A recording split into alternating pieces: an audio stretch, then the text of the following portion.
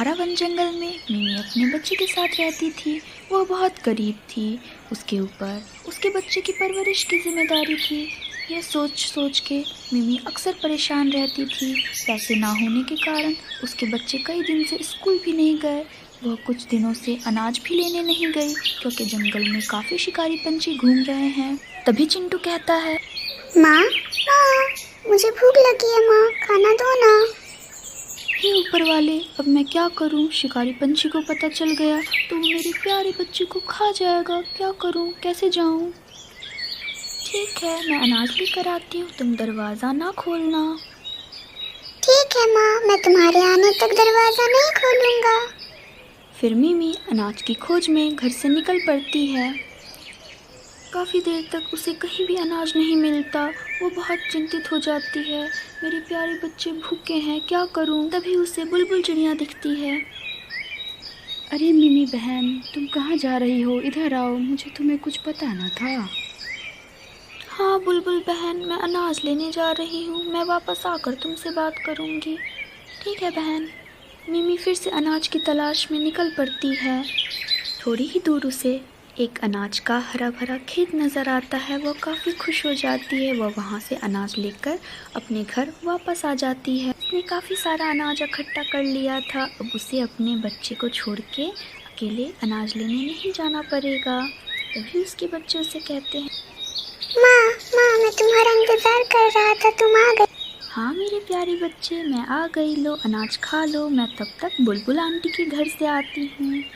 इतना कहकर मिमी बुलबुल चिड़िया से मिलने चली जाती है। वो सोच में पड़ जाती है कि आखिर बुलबुल को मुझसे क्या बात करनी थी। तभी वो बुलबुल चिड़िया को चिंतित देखती है। अरे बुलबुल बहन, क्या हुआ? तुम किस सोच में पड़ी हो? हाँ मिमी बहन, कल देर रात में सो रही थी। मुझे एक आवाज़ आई। जब मैंने खिड़की से बाहर देखा तो पेड़ पे बैठा तोते का बच्चा बेचारा परेशान अकेला रो रहा था। मुझे ऐसा लगता है कि वो बेचारा बच्चा अपना घर का रास्ता भटक गया है।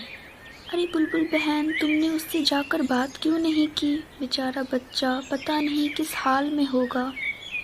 हाय भैया, मैं क्या बोलूँ, मेरे कमर में बहुत दर्द है। मेरे मदद को कौन आ जाता है जो मैं किसी और की मदद करने को जाऊँ? मैं तो अनाज भी लेने ना जा सकी। मैं कहाँ उसकी मदद कर पाऊँगी? मुझे ही मदद की ज़रूरत है। मैं बेचारी अबला नारी क्या करूँगी? किसकी मदद करूँगी? काम करो मिमी बहन, तुम ही उसकी मदद कर दो और अगर आते वक्त अनाज मिल जाए तो रास्ते में मेरे लिए भी अनाज लेते हुए आना। ठीक है बुलबुल बहन, मैं देखती हूँ। इतना कहकर वो तोते के बच्चे के पास चली जाती है। बड़ी आई मदद करने वाली। इतने में मिमी को वह नज़र आ जाता है। वह कहती है, अरे बच्चे, तुम कहाँ से आए हो? तुम्हारा घर कहाँ है और यहाँ तुम क्या कर रहे हो? आंटी, मैं तो अपने दोस्तों के साथ खेल रहा था। पता नहीं मैं कहाँ आ गया हूँ। मुझे अपने घर जाना है। बच्चे तुम रो नहीं, चलो मेरे साथ, कहकर मिमी उस बच्चे के साथ घर की तलाश में निकल पड़ती है। बहुत देर ढूंढने के बाद भी बेचारे बच्चे का घर नहीं मिल पाता। वो दोनों काफ़ी देर से उड़ते उड़ते थक जाते हैं और पेड़ की डाली पे आकर बैठ जाते हैं। मिमी कहती है, बच्चे तुम्हें कुछ याद है? तुम कहाँ से आए थे? किन दोस्तों के साथ खेल रहे थे? और तुम्हारा घर किस दिशा में है? अगर तुम्हें कुछ भी याद होगा तो तुम्हारा घर खोजने में हमें आसानी होगी। हाँ आंटी, मुझे तो बस इतना याद है कि मैं अपने दोस्तों के साथ उस दिशा से आया था, फिर मैं गुम हो गया। फिर उन दोनों को वो किला नज़र आ जाता है जो चिंटू का घर होता है। फिर वो दोनों किले के अंदर चले जाते हैं।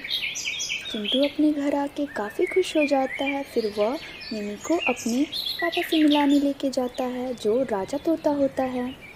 फिर राजा तोता पूछता है, तुम कौन हो और यहाँ क्या कर रही हो?